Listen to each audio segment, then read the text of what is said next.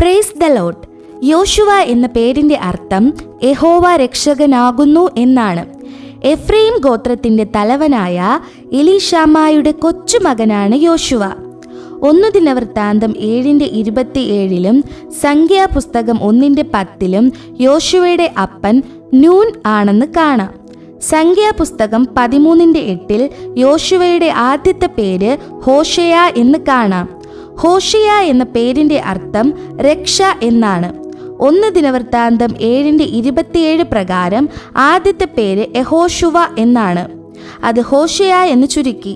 സംഖ്യാപുസ്തകം 13:16 പിന്നെ ആ പേര് യോശുവ എന്നാക്കി മോശ മാറ്റി നിശ്ചയിച്ചു. ഈജിപ്തിൽ നിന്ന് പുറപ്പെടുമ്പോൾ യോശുവ ഒരു യുവാവായിരുന്നു. രഫീദീമിൽ വച്ച് ഇസ്രായേലുമായി യുദ്ധത്തിന് അമാലേക്ക് വന്നപ്പോൾ യുദ്ധ നേതാവായി മോശ യോശുവയെ നിയോഗിക്കുമ്പോഴാണ് അവൻ ആദ്യമായി രംഗത്ത് വരുന്നത്. സീനായ് പർവ്വതത്തിൽ മോശയോടുകൂടി യോശുവയും പലപ്പോഴും ഉണ്ടായിരുന്നു.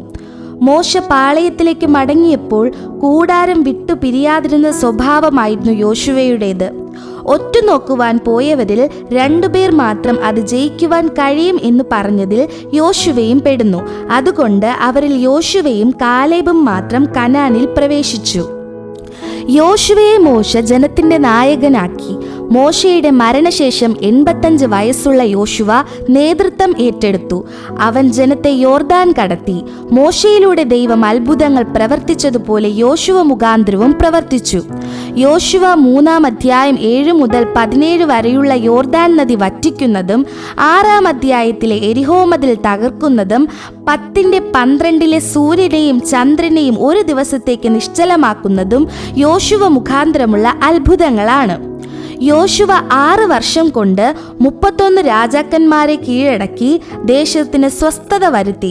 ദേശം ഇസ്രായേലിന് ഭാഗിച്ചു കൊടുത്തു. ഞാനും എൻ്റെ കുടുംബവുമോ ഞങ്ങൾ യഹോവയെ സേവിക്കും എന്ന യോശുവയുടെ അന്ത്യപ്രഖ്യാപനം എല്ലാ കാലത്തേക്കുമുള്ള മറക്കാനാകാത്ത ഒരു പ്രതിജ്ഞയാണ്. നമുക്കതൊരു വെല്ലുവിളിയാണ്. ഒരു വിശുദ്ധ മാതൃകാ ജീവിതം നയിച്ച യോശുവ 110 വയസ്സുള്ളവനായി നിദ്ര പ്രാപിച്ചു. ബേഥേലിന് തെക്കു പടിഞ്ഞാറുള്ള യോശുവയുടെ ഗ്രാമം എന്നറിയപ്പെടുന്ന സ്ഥലത്ത് അവനെ അടക്കി. അവന്റെ കല്ലറയിൽ നിന്നും പിന്നീട് ഇസ്രായേൽ മക്കളെ പരിച്ഛേദന കഴിപ്പിക്കാൻ ഉപയോഗിച്ചതെന്ന് കരുതുന്ന കൽക്കത്തി കണ്ടുകിട്ടിയിരുന്നു. ഇതാണ് ബൈബിളിൽ പരാമർശിച്ചിരിക്കുന്ന യോശുവയുടെ ചരിത്രം. ആമേൻ.